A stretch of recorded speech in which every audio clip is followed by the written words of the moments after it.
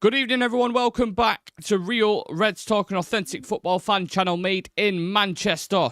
Today, we're going to be talking not about Amorim's presser, which we'll say on the graphic, not about Ineos or Osman Mega News, or the fact that we need goals, because they was all last week's topics. But the image is on the screen. Chido in Europe. No more, or not no more, he's just not allowed to play in Europe. We'll talk about that. Amorim wants a new goalkeeper heading into this summer. No surprises there. Also going to discuss the next 5 fixtures, how tough it could get for Manchester United, and Anthony's situation at Real Betis is certainly something I want to kind of dive into. So, yeah, we'll start with this news, the freshest news at the minute, Sam. And it's that Patrick Dorgu and Aiden Heverin available to be named in Thursday's Europa League squad against Real Sociedad, but Chido-Obi Martin is ineligible for the competition, which is a bit of a blow in it, considering the cameo that he had against Fulham.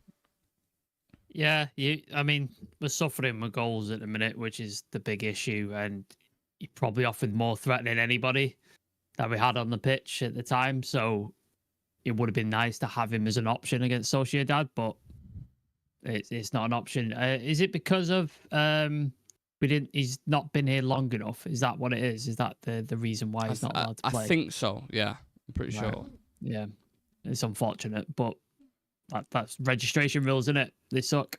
Ruben Amorim spoke about them after the Fulham game. He said Aiden Heaven and Chido both have to improve a lot, but they're ready to play for Man United. They have to be prepared. It's our tradition to put young players in the first team. How do you think they both handled the mantle coming into that occasion against Fulham? Did you notice any kind of worries, any kind of nervousness from the players, or was you all right? Was you quite happy with the little cameos? Heaven didn't really have much to do, did he? Like, no. He was pretty tidy. One moment where it came into the box, if you remember, where he scooped his leg round. Yeah, I think that was which was good. But dealt with what he had to do. Was fine on the ball, but wasn't really tested. So kind of hard to judge, like, how to say. But he came in as a first team player, and he looks like a first team player from the small amount that we've got. So yeah, good with that. Chido, he seemed to get in really good positions, had a few opportunities where he could have scored. I think the one way is he gets down the side, it's a tight angle, that's a tough chance to put away. Like, that's a tough one. So, given that the one way is on the box and then he puts it across goal, maybe he can do a little bit better there, but it's your first proper sort of like cup game. It was his first opportunity and stuff. Like, it's expected, 17-year-old kid, you can't be expecting him just to smash it in, like, straight away. Like, it is what it is. But I think, I've liked what I've seen so far. It's promising. Let's not put too much on him too soon, because we do that with a lot of youth players. Let's just let him play. Let's let him see what he can do. If he scores, great. If he doesn't, let's not completely write him off already. Like, let's just give him time. And I think he will reward us at some point. He looks sharp, man. He looks really, really sharp. So, can't wait to see more of him.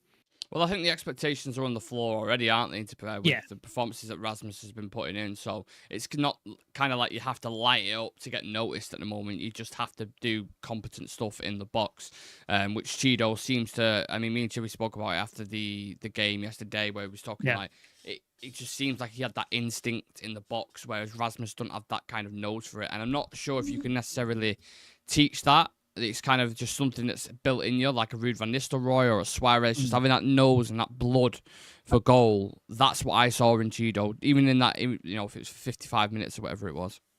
I think confidence has a part to play as well. I think Højlund has got zero confidence at the minute. Yeah, like, his confidence is on the floor.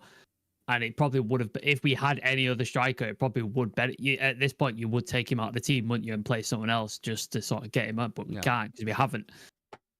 So, Chido, that, as we know, was like young lads who come on, they've got no fear. Like, is it Penta, Zero, Miedo? Like, they don't have anything. Like, it's just they go on and they play. That's what they want to do. And you could see that in Chido, like, he was playing it like it was every other game.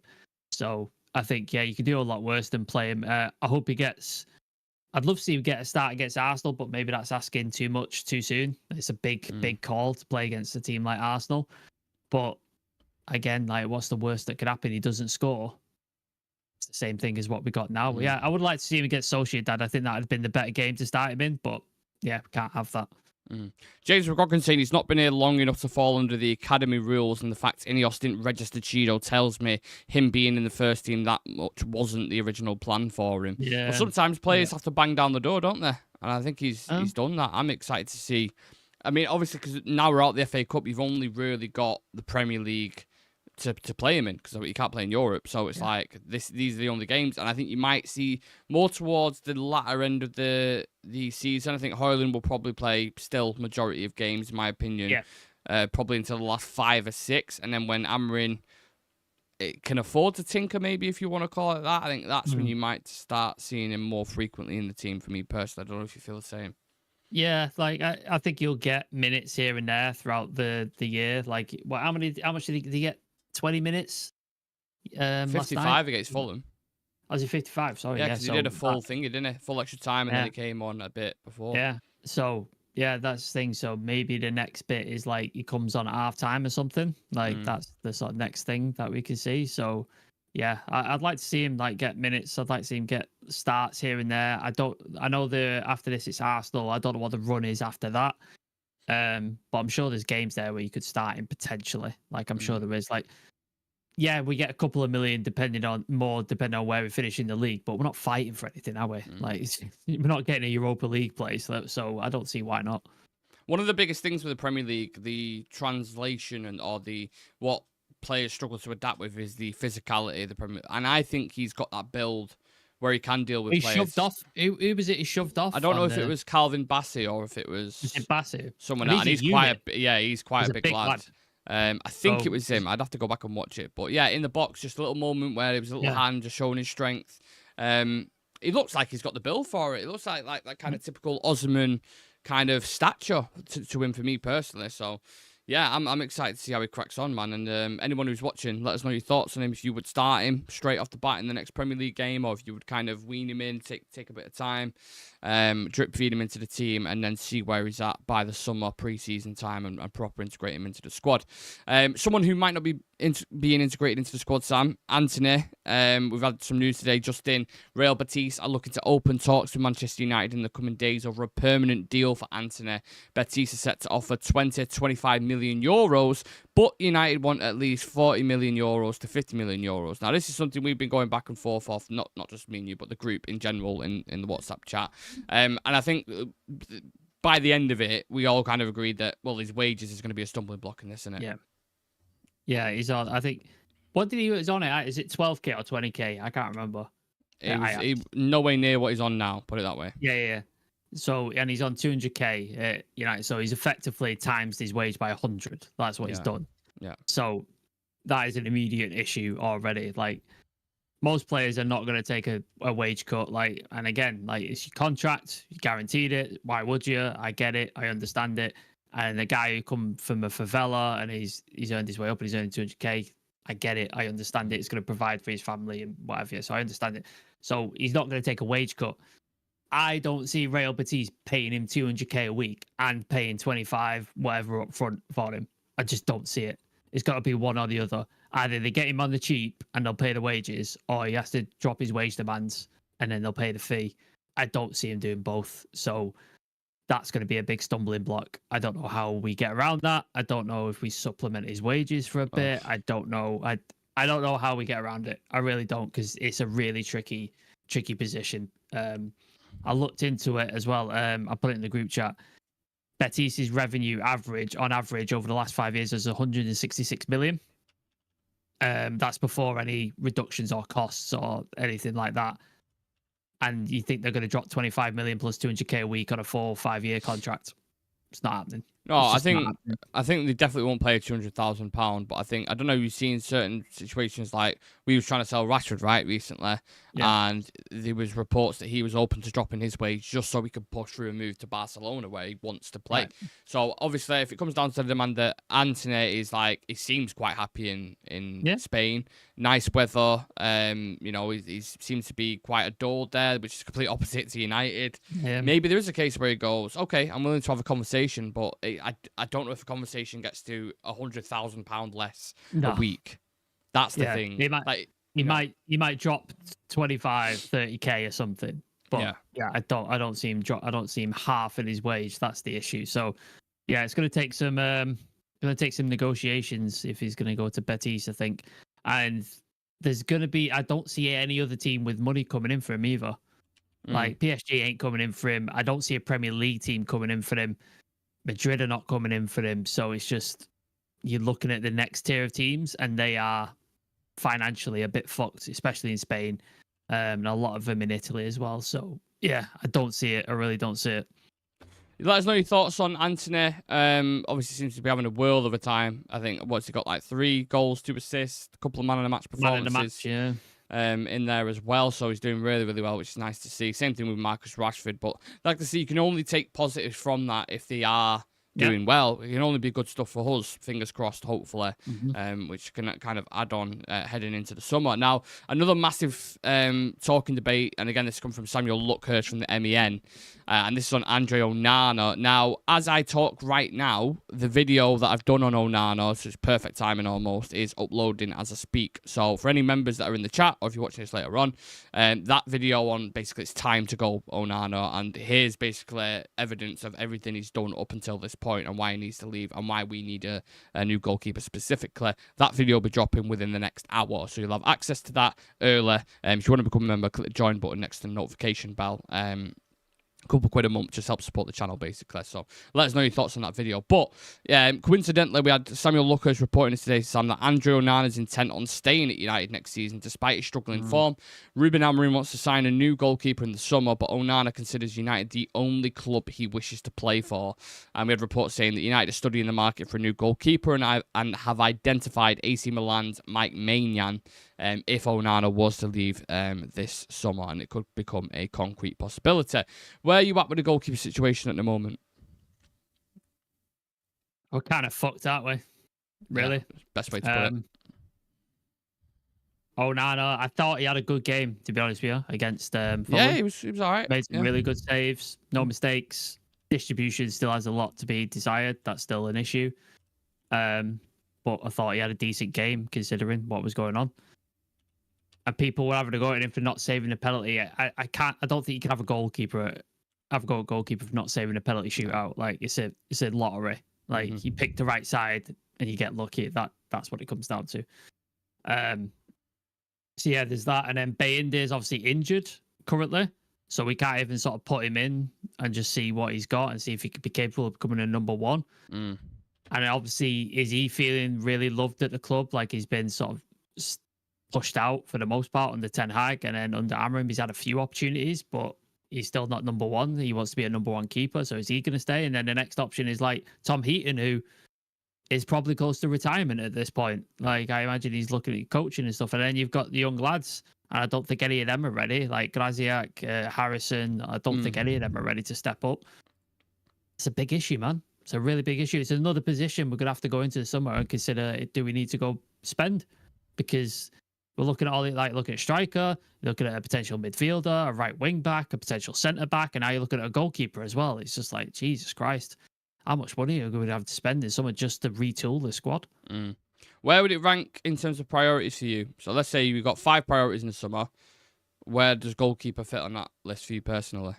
It's sadly at the bottom because I think there's other. I think striker is probably the number one priority, isn't it? Yeah. I think we could all agree. And then I think a midfielder would be next because Eriksen goes. We're probably going to try and shift Casemiro. And then you've got Ugarte, Mainu, and Bruno. That's your midfield, really. Like, you can't count on Casemiro, really. Toby Collier, maybe that's the answer. Maybe you don't have to spend if Toby Collier comes in, maybe. There's the thing. And then a centre-back, because obviously Lindelof is leaving. We've got big ququestion marks on Lisandro Martinez. Can he stay fit? Can he think? So do we need to go get another centre back there? And then right wing back, that needs a position. Obviously, you see the effect of Dorgu and how missed he is now and how important he is. We need that on the other side because otherwise it's Dalot or Mazraoui on there, and I just don't think they're good enough. So there's another position, and I think they're really, all of those are really integral to Amorim's style of play and how he think. I think the goalkeeper is less integral, but I think it is an important position. So if you can get all 5 done, fantastic. But Not Yeah, realistic. Is it? you're probably gonna have to prioritize certain positions. Yeah. James saying, get him gone. He was another passenger if he likes it there, and they'll blow sunshine up his ass. He might take a small wage cut. I think it's on about Anthony. Alex saying, everyone on inflated wages is happy to stay here. What a surprise. Yeah, Casemiro being the latest one coming out saying, I want to stay here. Yeah, no shit. £350,000 a week. Well done, United. You don't have to play. You just sit on the bench for living the best life. On that amount of money, I mean, £350,000 a week is an awful amount. Even for football, that is a crazy amount for someone 30 plus to be getting. It's like that's like Saudi money, isn't it? Like, It is mad. Saudi type payments. Yeah, that's a big dent in United's wage bill. Alex saying, James saying, question for you both. I mean, Onana has made lots of mistakes. We're all aware, but doesn't Altai want to be a new number one? Now, if he was to leave, do we want a new one anyway? But I don't know. I haven't seen enough of a sample size to see if he can be that yet. Obviously, he's had a bit of a mixed bag of performances. You saw the one at Tottenham, which I didn't like. If you would have asked me after that game, I would have said absolutely not. But if you asked me after the Arsenal game, I would have said, you know what, maybe. So it's all about perspective, and I think we need to see a long-term sample size rather than just a couple of snots. You know, you need at least, I'd say, 10 games at least to see minimum. What he's about. Yeah, like you need that, and he's probably not going to get 10 games in a row as a second goalkeeper, so you're never going to get a proper look at him. And then the risk is, it's like, all right, we're going to go with Bayinde. So we're going to sell Onana, and then what happens if Bayinde is not up to it and most of his performance turn out to be like the Tottenham one? Then you know what I mean? It's a really tricky position, man. It's really tricky. Well, like in any business, sports, anything you want to call it, you have to become undeniable to stand out in somewhere like Manchester United. So if he hasn't done that so far, maybe it is the manager's fault or manager's decision why they haven't done it. Obviously, he's only had a couple of managers since he's been at United, but you need to break that wall and really. Remember Henderson at one point where he was like really neck and neck with De Gea. Yeah. It was like, oh, who could be the next number one? Well, he came in, didn't he? Because De Gea was injured, and then when De Gea was back from injury, he basically stayed in, didn't he? Because he was playing so well. So this would be the opportunity, wouldn't it? Because Onana's had a really poor run as of late. You'd think, put Bayinde in. If he has a great run, he then keeps him out of the team. Yeah. And it's like, but it's just unfortunate timing because he's injured. Yeah, I think you have to, as a goalkeeper, especially secondary goalkeeper, you have to be really, really patient to get your chance because there's a much more highly likelihood of someone getting injured if it's a centre defensive midfielder or if it's a centre back or a striker. Yeah. It's just facts. They're more likely to get injured, right? So someone like a Rashford who got an opportunity under Louis van Gaal, Chido got an opportunity yesterday. Things like that happen because of the volume of games that players play and the likelihood of them getting injured in the game, right? So for a goalkeeper, it's like you'd be waiting years before you get a fucking opportunity. And even then, you might be a bit cold coming in because you've not really had much rhythm and much time. And that's why it's so difficult for a goalkeeper to break through. That's why Sergio Romero was the perfect second goalkeeper. Because he come in, he looked excellent, and he was happy to be second goalkeeper. Yeah. He had no ambitions of being like the number one. He was just like happy to. And every time he played, he was pretty like really good. So I was like, that's the perfect second goalkeeper right there. Yeah. Well, we've got more problems in the immediate future. The next 5 games, Sam. Sociedad away, Arsenal in between, Sociedad back at home, Leicester away, which is probably the one out of the 5 that you're going, maybe, and then Nottingham Forest away as well. They are 4 out of 5 extremely tough games. Yeah, Sociedad, we know the issues with the Spanish teams in Europe. We've always... And we'll be knackered. Yeah. And I think the last time we played Sociedad was one of the most boring games I've ever seen in my life. And then it was just 1-0. We got beat 1-0, didn't we? And it was just terrible. I think Garnacho scored his first goal against Sociedad as well. I feel like away. Do you remember in the green kit? He might have done. He did. But yeah, so that's tricky. Obviously, we'll probably show up for Arsenal because we seem to show up for big clubs, Liverpool and stuff like that. So we'll probably show up and get some sort of result out of that, I'd imagine. Chido to score. Imagine. Oh, mate. lay it on toast for me right now. Wow. Can you imagine the piss that will boil on Arsenal? What a narrative that is, right? Oh, crazy. Yeah. Jesus, that would be perfect. And then, Leicester's... But yeah, we look at, like, no offense to Fulham, we should be beating Fulham. Yeah. Like, we should.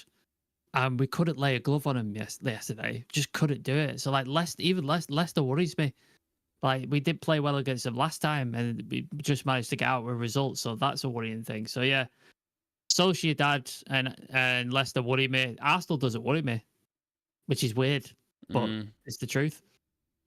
Yeah, I get what you say. Do you know what? I'm looking at the ones. I'm like Nottingham Forest away at the City ground with how good defensively they are and how good they are on the transition. We'll lose that game. We will get murdered on the transition for Elanga. I can already see it. I mean, it's really tough to navigate through those games. I can't see where, apart from the Leicester City game, I don't know where the win's coming from because I think Sociedad away, at best, I think we'll get a draw. I think Arsenal at home at Old Trafford, I know you say you're confident with that, but... I'm not confident. I'd say we're not going to batter him, but I'm confident of getting a result, whether that's a draw or like a sneaky win. I think we'll get something. I don't think it'll be a dominant performance in any way, but I think we can get a result out of that game. And then Sociedad at home, again, and I'm like... It all depends what happens in the first fixture. If we can keep it tight, nick a 1-0, get a draw away, bring it back to Old Trafford... And notoriously, you do better at home, even though we haven't. So that's why I'm saying I don't know what to expect out of that one. And then, you think Leicester City's a tap-in one, but they're scrapping for points. We've already beat them quite a handful of times this season so far. So they'll definitely want to get one over us on us. So, I don't know, man. I'm not feeling overly confident. I don't know about you guys in the chat, but... Leicester I've watched a couple of Leicester games because obviously Rude's managing. They do look piss poor. They are shit. They are really piss poor. So... Again, the famous last words, you'd hope we can get something out of that. Yeah. Hope for that. Jesus Christ. If we can't, fucking hell, this season is ended on a fucking miserable sound, I'm telling you. Andy's saying, Onana can't be trusted, simple as that, but Twitter merchants told me he was good with his feet. There was one specific one, I'm not going to name him, but there was one who was like pushing so much for that Onana transfer, and when it happened, I've not seen him active on Twitter for about a year, because he's been so horrifically bad. And that's just football, I suppose, transfers, you just don't know. Onana's gone from being the best keeper in the Champions League to one of the worst keepers in the Premier League. In terms of the mistakes that he's made. That's how quickly football can change. So, yeah. Sorry, where's the thing you got? Striker and keeper, toughest, the most important spots in the team should spend money. In my opinion, with the summer window, should just be attacking players. I can't watch these forwards next season. Should have kept De Gea, who's still better than Onana and made way less mistakes, but still elite shot stopping and similar regards playing out and claiming. Then could have put that 47 mil to a Kane. I would love that it's written in the stars on about the Chido goal against Arsenal. With Arsenal fans abusing Chido on social media, saying he only moved for the money. I would immediately tune into the live after the game. Chido scores the last minute winner. Oh. Yeah, they'd be going off. Especially, I'll get Chivy on that for a special Chivy derby. Yeah. Fulham are piss poor. Yeah, I know. I get it, but we are. If Fulham are piss poor, what are we? Because we've been horrifically bad. Just a quick news show tonight, guys. Sorry, but I've got to head off to work after this. But just the last couple of tidbits, Sam. There was stuff on Ratcliffe shutting down the offices in London. I don't know if you've seen this. He's trying to get out of the 10-year lease, isn't he? 2 years in. And he wants all the staff to move up to Manchester, work out of Manchester, basically, to save money. So I don't know if anybody's rented or leased a place, but it's notoriously difficult to get out of any contract like that. So, watch this space, because I don't know if they're going to be able to do that. But he's trying everything, isn't he? He's trying every single cost-cutting measure he can get his hands on. I feel like there's a new one every day now. It went from every once a month to every week. Now it feels like something new every day that they're trying to shorten on. You remember that time where every single day we had an announcement from the club? You remember that? That's what it is. It's just every single day. Oh, Ratcliffe is cutting this, or Ratcliffe is getting rid of this. It's just like, fucking hell. Yeah. It's like, is there going to be anything left at the end of this? Are we going to have anybody left? It's just get rid of everyone. Roll on to the end of the season. The only positive I can find from today is at least we've got Dorgu for Thursday, which I completely forgot about. He's available in his play, so happy with that. I'm pretty sure because it's different competition, right? So it should be available. So it's the English competition, so it'd be the Premier League and FA Cup. Yeah, so we're not in the FA Cup anymore, so just the Premier League. Shit! He's not going to be available against Arsenal. No, not be available for that. It'll be out. So yeah, I'm trying to end it on a positive here. I'm trying to end it on a positive. We can't, can we? We can't. It can't be done. Appreciate every single one of you, whether you watch this live or later on. Please do subscribe to the channel, smash the like on the video. We'll have the Real Sociedad preview tomorrow, as well as that Onana video dropping very, very soon. So if you're not a member, click the join button next to the notification bell, and you'll see that dropping shortly. It's a catalogue of Onana since he's joined, and it's pretty fucking eventful. So yeah, let us know your thoughts on that one. Drop us a follow on socials, bottom right hand corner of your screen. Sam does an amazing job on Instagram of keeping everyone up to date on literally by the minute everything that's going on around United. So if you want your news fix, that's the place to be. And there's obviously the other handles on there as well, Twitter and TikTok. Enjoy the rest of your night, guys, and me and Sam will see you in the next one. See you in a bit.